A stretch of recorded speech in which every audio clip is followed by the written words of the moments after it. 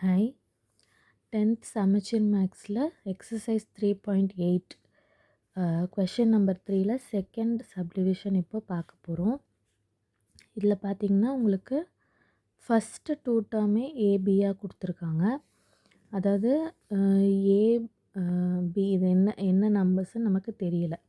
So next number நம்மளுக்கு கொடுத்துருக்காங்க. இது பர்ஃபெக்ட் ஸ்கொயர் தான் சொல்லிட்டாங்க. ஸோ ஆன்சர் வந்து கன்ஃபார்ம் 0 தான் இருக்கும் அப்படின்ற மாதிரி சொல்லிட்டாங்க.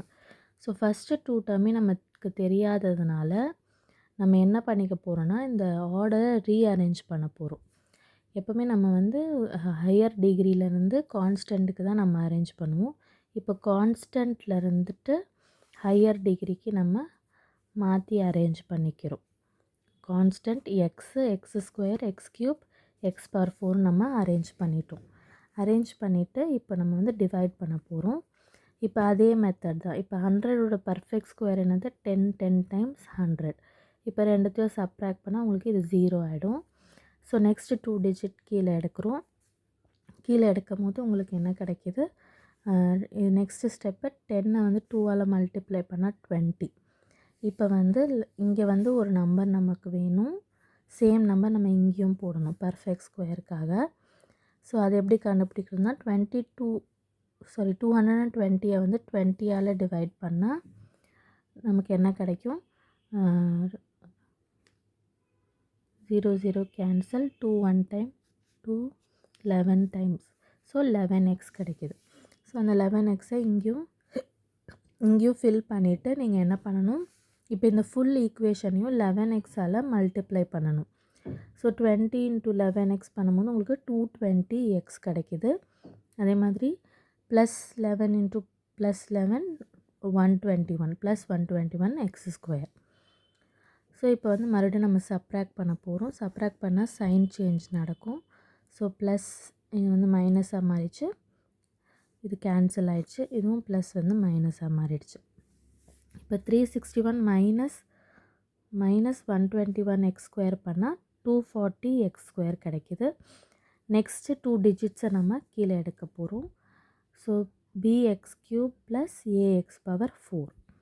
இப்போ வந்து இது பர்ஃபெக்ட் ஸ்கொயர் தான் சொன்னதுனால நம்ம 0 போட்டுக்கிறோம். நம்ம சைன் சேஞ்சும் பண்ணிக்கிறோம்.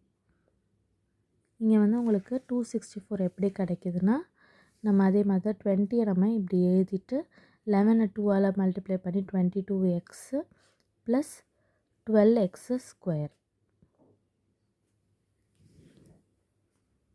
12x ஸ்கொயர் எப்படி கிடைக்குதுன்னு பார்த்தீங்கன்னா 240ஐ 20ஆல் டிவைட் பண்ணுங்கள். ஸோ 20ஆல் டிவைட் பண்ணும்போது 0 கேன்சல் ஆகி 2 1 time 2 1 time 2 2 time. So 12x square கிடைக்கிது. ஸோ அந்த +12x ஸ்கொயர் இங்கேயும் நம்ம மல்டிப்ளை பண்ணிவிட்டு நம்ம என்ன பண்ண போகிறோம், இப்போ இந்த ஃபுல் ஈக்குவேஷனை 12x ஸ்கொயரால் மல்டிப்ளை பண்ணால் உங்களுக்கு 20 × 12x ஸ்கொயர் 240x ஸ்கொயர் கிடைக்கும். அது மாதிரி 22x × 12x square 264x³. So 22x × 12x square x × x square x³ கிடைக்கிது. அது மாதிரி 12x ஸ்கொயர் × 12x ஸ்கொயர் உங்களுக்கு 144x பவர் 4ன்னு கிடைக்கிது. இப்போ இதை சப்ராக்ட் பண்ணும்போது சைன் சேஞ்ச் நடக்குது. சைன் சேஞ்ச் நடந்து பார்த்தா உங்களுக்கு என்ன கிடைக்கும், b வந்து b - 264 = 0. அது மாதிரி a - 144 = 0. ஸோ இது வந்து பர்ஃபெக்ட் ஸ்கொயர்னால b - 264 = 0. அதே மாதிரி a - 144 = 0. ஸோ இந்த -264 அங்கே போச்சுன்னா +264, இது அங்கே போச்சுன்னா 144 +144. ஸோ a வந்து 144, b வந்து 264 உங்களுக்கு ஆன்சர் கிடச்சிருக்கு.